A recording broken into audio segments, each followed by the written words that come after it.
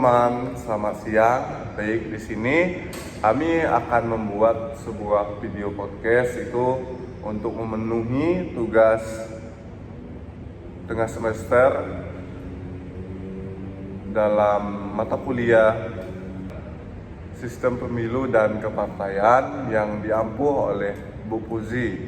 Ya, di sini saya selaku moderator. Perkenalkan, nama saya Krisno dan di sebelah saya ada teman-teman saya selaku narasumber yang akan juga memperkenalkan diri mereka. Silakan. Halo, saya Fika Mesya Priscila dengan NIM E1051221039. Perkenalkan, nama saya Brigida Tasya Griselda dengan NIM E1051221032. Perkenalkan, nama saya Septriania Nanda dengan NIM E1051221013. Saya Angelina Anggi dengan NIM E1051221029. Itu silakan. Terima kasih. Selamat menyaksikan. Kamsahamnida.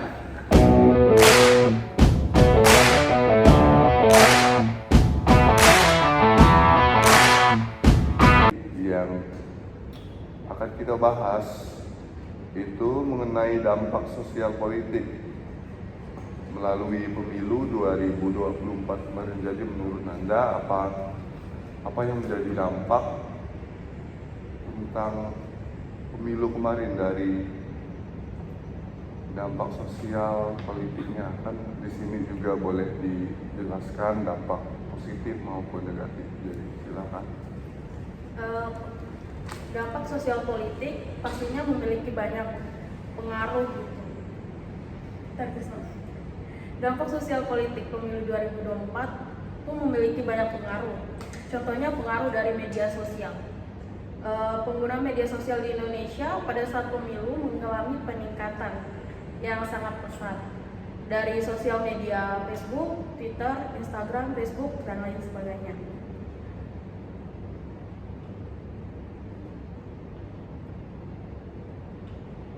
Media sosial memiliki peran yang sangat penting dalam proses pemilu karena dari media sosial kita banyak tahu informasi dari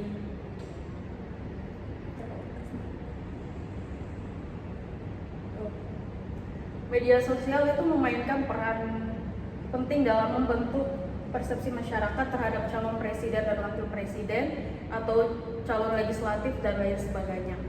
Media sosial juga memiliki pengaruh positif dan negatif. Mungkin pengaruh positifnya kita jadi lebih tahu tentang informasi-informasi dari pemilu, dan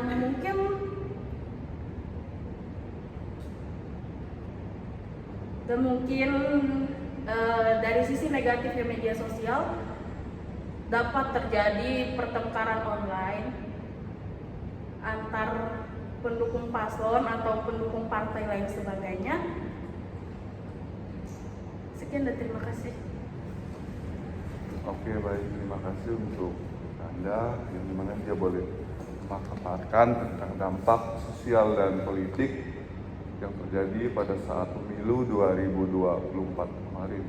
Jadi di sini yang kedua saya ingin mendengarkan itu pendapat dari Monica tentang dampak sosial politik yang terjadi melalui pemilu 2024 yang telah kita ikuti bersama-sama kemarin. Mungkin silakan menurut pendapat Monica, dampak sosial politiknya seperti apa? Menurut pendapat saya dari pemilu tahun 2024, terutama pemilihan presiden ya, yang berdampak sosial lumayan besar terhadap kita rakyat Indonesia yang penduduknya jumlahnya banyak ya. Kayak dari beberapa penduduk tuh kayak misalnya dari kita nih pasti punya perbedaan dalam pemilihan paslon. Itu tuh membuat kayak gimana ya? Kita nih membentuk kubu-kubu tertentu. Jadi akhirnya setiap kubu nih kayak saling menyerang. Akhirnya terjadi perpisahan yang berdampak kepada sosial kehidupan kita yang tidak seperti biasanya akibat pemilu ini, karena banyaknya pendapat-pendapat orang, banyaknya yang merasa diri dia benar dalam riset, juga banyak yang menolak argumen dari temannya masing-masing. Jadi saat pemilu kemarin tuh Indonesia ini seperti kehilangan jati diri dalam kekeluargaan karena banyaknya pertengkaran antara kubu. Yang paling utama itu adalah kubu 01 dan 02 yang biasanya. Itu seperti saling menyalahkan, saling penuduhan. Itu membuat kayak kita sebagai bangsa Indonesia yang menjunjung tinggi kekeluargaan, pada saat pemilu kemarin saya melihat kekeluargaan kita tuh sangat-sangat pudar karena pemilihan presiden kemarin, terutama di media sosial ya, seperti TikTok terutama dan Twitter, di mana di TikTok yang paling mencolok adalah pendukung kubu 02 menyerang kubu 01, dan di Twitter kubu 01 menyerang kubu 02. Jadi di dua media sosial tersebut terdapat banyak pendapat yang berbeda-beda. Hingga akhirnya pada saat selesai pemilihan kemarin, kubu 02 akan menang. Jadi mereka kayak, kami ini selama ini diam loh, jadi kalian harus lihat ini hasilnya gimana. Dan itulah yang mungkin menurut saya sosial politik ini menyebabkan kesosialan bangsa Indonesia pada saat itu sangat-sangat berkurang. Nah, menurut saya itu. Oke, baik, terima kasih untuk Monica tentang pemaparannya mengenai dampak sosial dan politik. Itu menjerumuskan kepada, mungkin dapat saya ambil kesimpulan sedikit, itu menimbulkan pertengkaran yang dimana kedua belah pihak sama-sama menyerang, itu dalam media sosial maupun secara langsung. Oke, terima kasih untuk Monica. Jadi yang selanjutnya saya ingin mendengarkan pendapat Anggi mengenai dampak sosial politik yang boleh kita alami yang telah kita laksanakan itu kemarin, itu di pemilu 2024. Jadi boleh Anggi jelaskan apa dampak sosial politiknya menurut Anggi? Baik, saya akan menjelaskan dampak positif dari pemilu 2024 ini, karena sebelumnya tadi teman-teman udah jelasin itu termasuk ke dalam dampak negatif ya. Dampak positif dari pemilu 2024 ini salah satunya adalah peningkatan partisipasi pemilih. Pada pemilu tahun ini bisa kita lihat lebih meriah, lebih excited karena pemilihnya juga lebih banyak anak muda seperti kita. Jadi mungkin lebih seru ya, apalagi di media sosial juga orang-orang pada excited, nggak kayak sebelum-sebelumnya. Mungkin anak muda lebih bodo amat dan nggak peduli tentang politik, tentang negara, tentang pemilu. Tapi sekarang mungkin lebih banyak yang menunjukkan minat mereka, lebih meningkatkan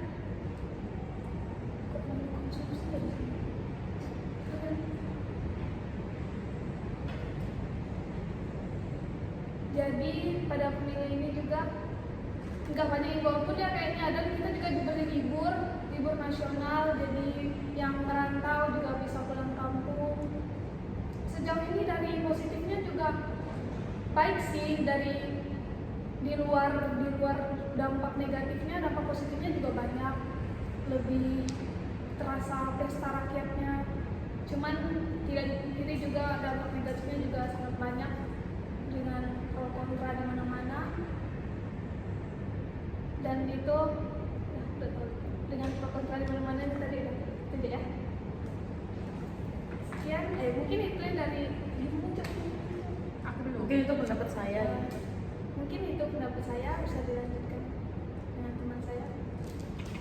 Oke, baik, terima kasih untuk Anggi yang boleh memaparkan tentang dampak sosial politik yang boleh kita alami melalui Pilpres atau Pileg kemarin yang telah berlalu.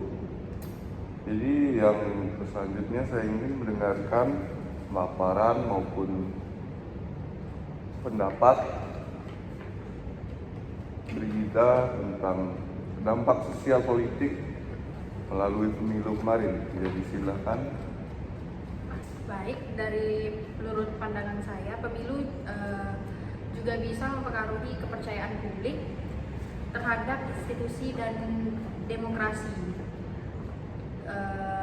Jika pemilu dianggap tidak transparan atau adil karena bisa menurunkan kepercayaan politik dan memicu ketidakpuasan yang berujung pada protes atau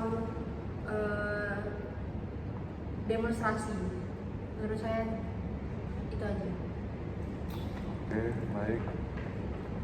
Terima kasih untuk teman-teman telah memaparkan maupun memberi pendapat tentang dampak sosial politik melalui pemilu kemarin. Jadi mungkin dari teman-teman ada yang ingin sedikit ditambahkan mengenai dampak sosial politik. Mungkin dari Nanda ada, silahkan.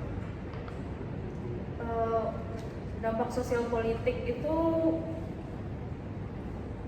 pengaruh media sosial bisa menjadi dampak sosial politik yang paling berperan dalam pemilu 2024 menurut saya, karena pada pemilu 2024 penggunaan media sosial mengalami peningkatan penggunaan, karena pengaruh media sosial sangat terasa karena pusatnya penyebaran informasi di berbagai platform seperti Facebook, Twitter, Instagram, TikTok, dan lain sebagainya. Media sosial ini juga memiliki peran yang sangat penting dalam membentuk persepsi masyarakat terhadap calon presiden dan partai politik, serta berperan juga sebagai alat penting dalam kampanye politik. Mungkin itu yang dapat saya sampaikan. Oke, Berikan baik. ke moderator. Terima kasih. Jadi dapat kita pelajari sama-sama di sini. Memang banyak sekali dampak sosial politik yang boleh kita rasakan, boleh kita lihat. Itu apalagi di media sosial kita boleh lihat di mana banyak sekali mungkin cara-cara dari pasangan maupun tim-tim kampanye boleh mensosialisasikan paslon maupun setiap visi dan misi mereka, dan juga ini semua juga boleh menjadi acuan bagi mereka. Juga ini juga memiliki dampak yang negatif, yaitu dan juga boleh kita dengar juga tadi dipaparkan oleh Monica, itu ada dampak negatifnya, yaitu setiap pasangan maupun kubu, setiap kedua belah pihak itu mereka saling menyerang. Jadi penggunaan sosial media seharusnya digunakan untuk hal-hal yang positif, tapi malah dijadikan bahan buat kampanye politik, buat hal-hal yang negatif lah, buat mencemarkan nama baik salah satu paslon, yang dimana ini juga memang menjadi dampak negatif yang luar biasa. Ada sisi positif maupun negatif yang boleh kita lihat, boleh kita rasakan tentang pemilu 2024 yang telah kita laksanakan kemarin. Ya, teman-teman, kita kembali lagi ke topik yang kedua, itu membahas tentang strategi politik, yang mungkin strategi politik ini yang boleh dipakai para capres, cawapres maupun anggota-anggota legislatif lainnya, para caleg, yang dimana mereka boleh menggunakan setiap strategi untuk menarik simpati maupun peminat untuk memilih. Jadi saya ingin kembali bertanya itu kepada Tasya mengenai strategi apa mungkin boleh dipaparkan yang dipakai setiap capres maupun cawapres dalam pemilu kemarin. Jadi silakan. Oke, menurut saya dan pandangan saya, salah satunya dari pengenalan calon itu mempromosikan calon dengan cara yang positif dan informatif kepada pemilih untuk meningkatkan popularitas dan pemahaman tentang visi dan misi yang akan mereka sampaikan. Menurut saya salah satunya itu sih. terima kasih. Mungkin kita akan mendengarkan itu dari Monica tentang Anggi, habis lagi siapa? Monica. Anggi, Monica, Nanda. ya kita terima kasih untuk Tasya yang telah memberi pendapat tentang strategi setiap Capres maupun Cawapres dalam pemilu kemarin. Ya selanjutnya kita akan mendengar pendapat dari Anggi tentang strategi politik yang boleh digunakan dalam pemilu 2024 kemarin. Fokus pada kepemimpinan nasional, seperti yang ditunjukkan oleh survei yang menyoroti pentingnya kualitas kepemimpinan di kalangan pemilih muda. Kandidat yang bersaing untuk mendapatkan jabatan harus menekankan visi mereka untuk pembangunan nasional, integritas dalam pemerintahan, dan inklusivitas dalam proses pengambilan keputusan. Mengartikulasikan agenda kepemimpinan yang kuat dan sejalan dengan aspirasi generasi muda Indonesia terbukti berperan penting dalam menjamin keberhasilan pemilu. Sekian dari saya. Terima kasih untuk pendapat Anggi mengenai strategi politik yang boleh digunakan dalam pemilu 2024 kemarin. Ya, kita akan beralih ke Monica. Itu mungkin pendapat Monica tentang strategi politik apa yang boleh digunakan dalam pemilu kemarin. Silakan. Kalau dilihat dari pemilu kemarin ya ada beberapa strategi yang diambil dari calon legislatif, dari calon presiden. Yang pertama dari calon presiden yang saya lihat dari calon 02, strategi politik mereka adalah membawa anak muda untuk berpartisipasi ke dalam kepemimpinan, seperti mengajak Mas Gibran ya bergabung dalam kubu 02 sebagai wakil presiden. Itu sudah termasuk strategi politik. Dan mengajak Raffi Ahmad serta selebriti lainnya itu termasuk ke dalam strategi politik, menarik minat anak muda untuk melihat oh seperti ini loh dunia politik bila terbuka gitu. Dan untuk paslon 01 mereka seperti membuat aplikasi atau platform di mana orang-orang boleh menyampaikan aspirasi mereka. Mereka membangun image seolah ketika mereka menjadi pemimpin nantinya mereka bisa menampung aspirasi masyarakat dari platform tersebut. Dan untuk 03, strategi politik yang saya lihat adalah sama seperti 02 tadi, mereka mengait anak muda. Seperti Pak Ganjar membawa anaknya untuk berkampanye, itu sudah termasuk dalam strategi politik. Kalau untuk calon legislatif, strategi politik yang mereka ambil ya seperti nasional pada biasanya lah, kayak mereka membangun mesin air di perkampungan, mereka menarik orang-orang di kampung itu untuk memilih mereka, meskipun pada akhirnya mereka tidak terpilih, ya udah itu sudah termasuk dalam strategi politik yang mereka. Seperti itu saja sih pendapat saya. Oke. Jadi benar ya, seperti yang disampaikan oleh Monica, kita juga bisa lihat itu dampak dari setiap kalangan anak muda itu memang sangat memiliki pengaruh yang besar.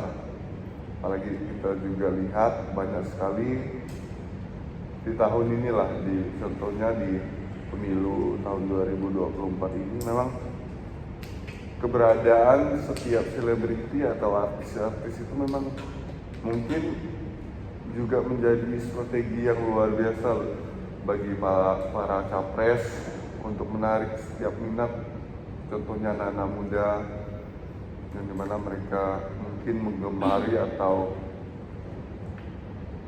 melihat bagaimana setiap para artis selebriti yang ikut kontestasi dalam pemilu saat ini itu memang sangat membuat mereka tertarik untuk ikut berpartisipasi dalam pemilihan. Jadi memang luar biasa sih dampak dari keberadaan mereka. Ya selanjutnya kita akan mendengarkan itu strategi politik pemilu 2024 yang akan kita dengar dari pendapat Tasya. Oh, Nanda, persilakan. Baik, saya akan membahas strategi politik itu tentang pengembangan platform kebijakan yang mengatasi kekhawatiran pemuda. Menurut saya ini sangat menarik karena pengembangan platform kebijakan yang mengatasi isu-isu mendesak yang berdampak pada generasi muda Indonesia, seperti reformasi pendidikan, penciptaan lapangan kerja, kelestarian lingkungan, dan program kesejahteraan sosial. Dan akan sangat penting untuk memenangkan demografi ini. Kandidat yang memberikan solusi komprehensif terhadap tantangan ini kemungkinan besar akan mendapatkan dukungan dari pemilih muda yang menginginkan perbaikan nyata dalam kehidupan mereka. Sekian tadi saya. Terima kasih. Oke, terima kasih untuk Nanda telah memaparkan pendapat dia tentang strategi politik apa yang boleh digunakan capres maupun cawapres dalam pemilu yang boleh kita laksanakan kemarin. Ya memang sih kalau menurut saya pribadi memang banyak sekali strategi yang digunakan dalam menarik partisipasi kalangan, contohnya kalangan anak muda untuk mengikuti pemilihan. Jadi memang itu semua memang cara setiap capres maupun cawapres dalam menarik anak-anak muda, itu juga termasuk ke dalam strategi kampanye mereka. Jadi boleh kita simpulkan dari kedua tema yang kita bahas pada siang hari ini, jadi dampak sosial politik yang boleh dirasakan dalam pemilu kemarin itu memang sangat luar biasa dampaknya. Banyak sekali pro maupun kontra yang boleh kita lihat, boleh kita dengar yang terjadi di sekeliling kita. Jadi itu semuanya memang memiliki dampak. Ya bersyukurnya dalam pemilu kemarin tidak terjadi hal-hal yang tidak kita inginkan seperti pemilu-pemilu sebelumnya. Mungkin banyak sekali terjadi, mungkin demo besar-besaran yang dimana mereka tidak terima atas kekalahan yang mereka alami. Mungkin kita bersyukur sih untuk pemilu yang telah kita lalui itu memang tidak terjadi apa-apa. Ya mungkin sekian yang boleh kita diskusikan. Terima kasih untuk teman-teman untuk waktunya, terima kasih untuk pendapatnya. Boleh bersama-sama menyampaikan pendapat mengenai pemilu 2024 yang telah kita nikmati, yang telah kita lalui. Jadi mungkin sekian tanya jawab yang boleh kita lakukan sama-sama pada sekarang ini. Terima kasih.